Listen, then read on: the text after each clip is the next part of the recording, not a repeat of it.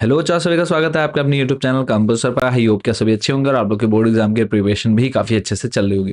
तो इस वीडियो में कवर करने वाले क्लास 12 सब्जेक्ट हिंदी के क्वेश्चन पेपर को, और ये जो क्वेश्चन पेपर है आपका लगभग 70-80% सेम टू सेम आपको देखने को मिलेगा आपके बोर्ड एग्जाम में। तो इस पूरे पेपर को तो बहुत अच्छे से करना है, प्लस इसके अलावा हम आप लोग के लिए मोस्ट इंपोर्टेंट क्वेश्चन की पीडीएफ प्रिपेयर करते हैं एवरी ईयर। हर साल जो है इंपॉर्टेंट क्वेश्चंस की पीडीएफ लाते हैं। तो जो भी बच्चे इंपॉर्टेंट क्वेश्चंस को लेना चाहते हैं कैसे ले सकते हैं जानेंगे वीडियो के लास्ट में।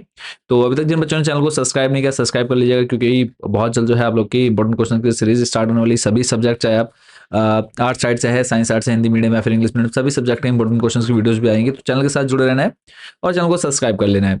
तो देर ना करते हुए पहले इस क्वेश्चन पेपर को देखते हैं। और मैं आप लोगों को यहाँ पर बता दूं कि आपरित गद्यांश जो आपका पहले दूसरे नंबर में आता है उसको छोड़ करके बाकी सारे क्वेश्चन जो हैं वो आपके लगभग 70 to 80% चांस है कि सेम टू सेम आएंगे। बट आपरित गद्यांश क्या होता है वो हर साल चेंज होकर के आता है, उसकी गारंटी नहीं है। तो सबसे पहले बात करें देखो हिंदी 2026, समय 3 घंटा और पूरा जो पेपर है 80 नंबर का आपका ये रहता है। निर्देश पढ़ लेते हैं। इस प्रश्न पत्र के 2 खंड आ और बा है। दोनों खंडों में पूछे गए सभी प्रश्नों का उत्तर देना अनिवार्य है। प्रश्नों के उत्तर यथासंभव क्रमवार दीजिए। क्रमवार का मतलब हो गया कि नंबर 1, नंबर 2, नंबर 3, इस तरह से आपको लाइन से आंसर देते हुए जाना है। कोशिश करनी है, ऐसा नहीं है कि अब मान लो तीसरा नहीं आ रहा है तो उधर ही रुके हुए हो। तो ऐसा नहीं है, अगर तीसरा नहीं आ रहा है छोड़ दो, चौथा करो।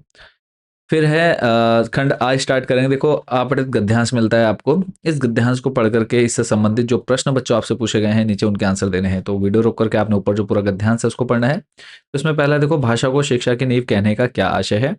बालक की शिक्षा में अपनी भाषा का क्या स्थान है। फिर है भाषा के समुचित ज्ञान का साधन क्या है और कैसे। बच्चे की संपूर्ण निहित क्षमता के विकास का मूल साधन क्या है और किस रूप में। प्रस्तुत पद्यांश का उपयुक्त शीर्षक लिखिए। तो जब आप इस पूरे पैराग्राफ को पढ़ लेंगे तो इन क्वेश्चंस का आंसर देने की कोशिश करनी है। और कमेंट सेक्शन में लास्ट में आपने जरूर बताना है कि 80 में से कितने मार्क्स आपके इस पेपर से बन रहे हैं। तो नेक्स्ट जो क्वेश्चन है, निम्नलिखित में से किसी एक विषय पर लगभग 200 शब्दों में निबंध लिखिए। भारत में महिलाओं की सुरक्षा, राष्ट्र निर्माण में युवाओं की भूमिका, वर्तमान शिक्षा प्रणाली, गुण एवं दोष, जनसंख्या विस्फोट। तो इन चारों में से बच्चों आपके दो जो हैं सेम टू सेम आपके बोर्ड एग्जाम में मिलेंगे ही मिलेंगे। चलेंगे नेक्स्ट क्वेश्चन पर। निम्नलिखित प्रश्न खंडों के सही उत्तर विकल्प अपनी उत्तर पुस्तिका में लिखिए। तो का नंबर आप देख रहे हैं, पीत पत्रकारिता के अंतर्गत आते हैं सचित्र समाचार, मनोरंजक समाचार, सनसनीखेज या उत्तेजक समाचार। तो तीनों में से जो भी आपको एग्जैक्ट लगता है वो आंसर आप लोगों ने कमेंट सेक्शन में देना है। खा नंबर है, घटनास्थल से सीधे प्रसारण को क्या कहते हैं। रिकॉर्डिंग, लाइव या लाइव टेलीकास्ट या फिर ब्रेकिंग न्यूज।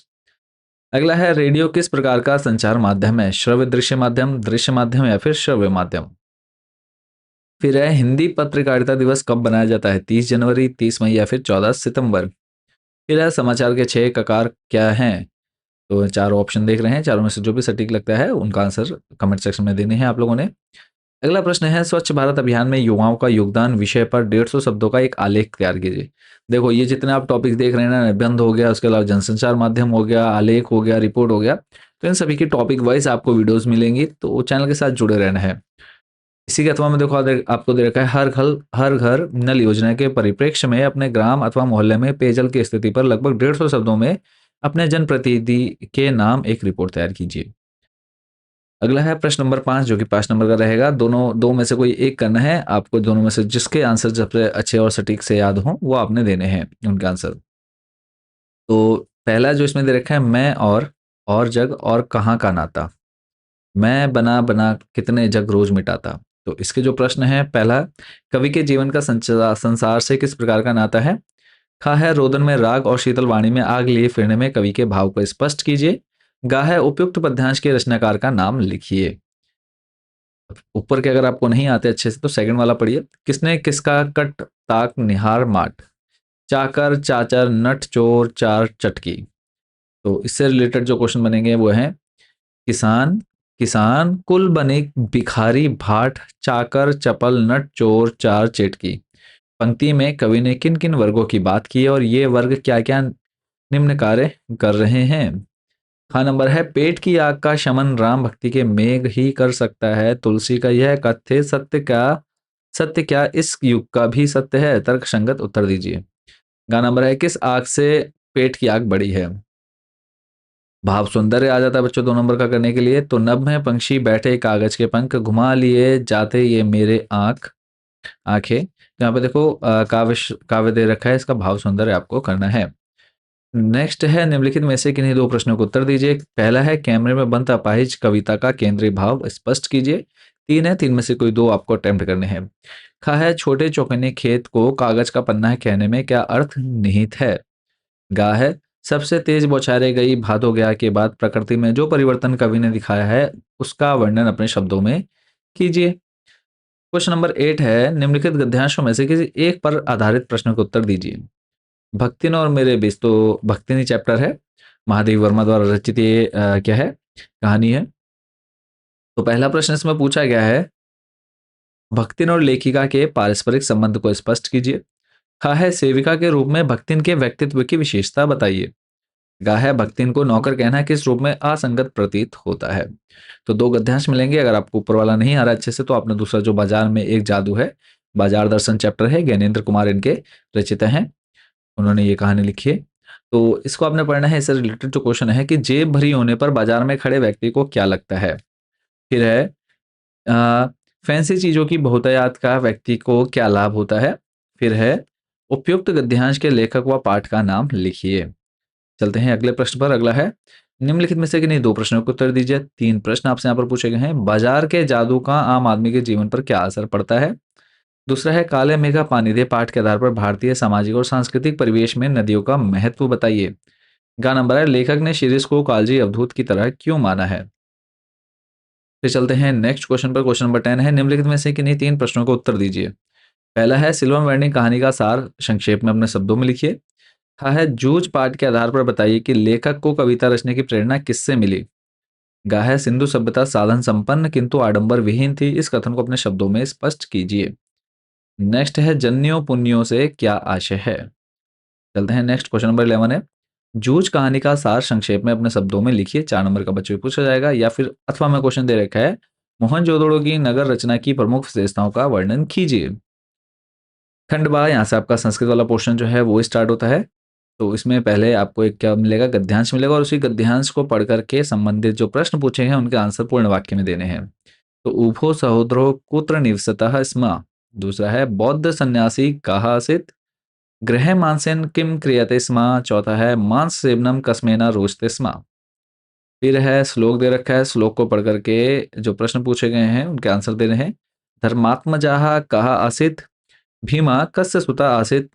त्रिदशेन्द्र सुनुः का आसीत्। अर्जुनः कस्य सुनुः आसीत्। अगला है, निम्नलिखित प्रश्नों में से केवल 4 प्रश्नों के उत्तर संस्कृत के पूर्ण वाक्यों में दीजिए।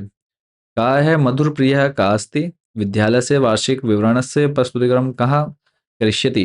फिर है, मंडूकस्य साफल्यस्य कारणं किम् आसीत्। घ है, कः वृक्षं वेष्टते। ड़ है, वासुदेवः दुर्योधनस्य सभां किमर्थः गतवान्। क्या है, अनुजा किम करोति स्म। तो यहाँ पे क्या है, आपको 6 में से कोई 4 प्रश्नों के उत्तर पूर्ण वाक्य में देने हैं। नेक्स्ट है, यहाँ पर आपको क्या कहा है, निम्नलिखित शब्दों में से 3 शब्दों को चुनकर उनका संस्कृत में वाक्य प्रयोग कीजिए। लक्ष्य दृष्टि, गगने गजंती पादपः अस्माकं सर्वे। तो इनमें से किन्हीं 3 शब्दों को चुन करके उनका संस्कृत में वाक्य प्रयोग करना है। नेक्स्ट 16 नंबर है, निम्नलिखित प्रश्नों का निर्देशानुसार उत्तर दीजिए। तो पहला है, रामः विप्राय दानम ददाति, अत्र विप्राय पदे कारकः अस्ति। तो यहाँ पे विप्राय में कौन सा कारक है वो आपको बताना है। अगला है, इसी के देखो ऑप्शन भी दे रखे हैं, अधिकरण, अपादान या फिर संप्रदान कारक। तो जो भी आपको ठीक लगता है वो आपने लिखना है। नेक्स्ट है, खा नंबर, यथास्थान शब्द के यथास्थान शब्द में कौन सा समास है, कर्मधारय है, अव्ययीभाव या फिर द्विगु समास। नेक्स्ट है, लब धातु लट लकार उत्तम पुरुष बहुवचन रूप लिखिए। तो इसका क्या हो जाएगा, लभते होगा, लभे होगा या फिर लभा महे होगा। चलते हैं नेक्स्ट क्वेश्चन पर। गम धातु लट लकार प्रथम पुरुष एक वचन रूप लिखना है आपको, गमिष्यसि, गमिष्यति, गमिष्यामि। तो जो भी आपको ठीक लगता है आंसर देना है आपने। फिफ्थ है, मृगः प्लस चरंती इति विग्रह संधि अस्ति। तो इसमें जो है संधि करनी है इनकी, तो इनकी संधि क्या हो गई, मृगश्च चरंती, मृगा चरंती या फिर मृग चरंती। नेक्स्ट 4 नंबर है, कहा प्लस अपि इति विग्रह संधि, यानी इसमें संधि आपको बतानी, कहा प्लस अपि में क्या हो जाएगा, कोपी। तो चलते हैं नेक्स्ट पर। प्रश्न नंबर 17 है, इस प्रश्न पत्र में आए हुए श्लोक के अतिरिक्त कोई एक कंठस्थ श्लोक लिखकर उसका हिंदी में अनुवाद कीजिए। तो जब आपने पूरा पेपर देखा है तो इसमें आपको कम से कम संस्कृत के 2 से 3 श्लोक आपको याद करने पड़ेंगे, क्योंकि जो आप मतलब ये श्लोक जो लिखना है ना, वो श्लोक लिखना है जो आपके इस पूरे पेपर में नहीं आया हो। तो और ऐसा भी नहीं है कि बुक के बाहर का कोई श्लोक लिखना है, जो बुक में है, आपने पढ़े हैं, याद किए हैं, वही यहाँ पर लिखना है और उसका अर्थ भी लिखना है। तो ये था बच्चों पूरा आपका हिंदी का क्वेश्चन पेपर। बात करेंगे कि इंपॉर्टेंट क्वेश्चन जो बच्चे लेना चाहते हैं या फिर इस पूरे पेपर का जो सॉल्यूशन है वो आपको हमारे इन इंपॉर्टेंट क्वेश्चंस की पीडीएफ में मिल जाएगा। तो स्क्रीन पर आप हमारा व्हाट्सएप नंबर देख पा रहे हैं। इस नंबर पर सिंपली मैसेज करना है आपने अपनी क्लास, सब्जेक्ट और मीडियम, ये 3 चीज़ें हमको बतानी है। इतना बता दें हम आपको एक क्यूआर कोड सेंड कर देंगे। उस पर आप जैसे ही पेमेंट करेंगे पीडीएफ डायरेक्टली आपके व्हाट्सएप नंबर पर भेज दी जाएगी। तो बात करें देखो इंपॉर्टेंट क्वेश्चंस की पीडीएफ सभी सब्जेक्ट्स के अवेलेबल है। चाहे आप हिंदी मीडियम से या फिर इंग्लिश मीडियम से, साइंस साइड से हैं या फिर आर्ट साइड से, सभी सब्जेक्ट के जो इंपॉर्टेंट क्वेश्चंस हैं वो अवेलेबल हैं। और हर साल जो है हम बच्चों को इंपॉर्टेंट क्वेश्चन प्रोवाइड कराते हैं। यहाँ पे आप बच्चों के रिव्यूज़ वगैरह भी चेक कर सकते हैं। तो मिलेंगे बहुत जल्द नेक्स्ट वीडियो में अदर सब्जेक्ट के क्वेश्चन पेपर के साथ। Thank you so much for watching this video.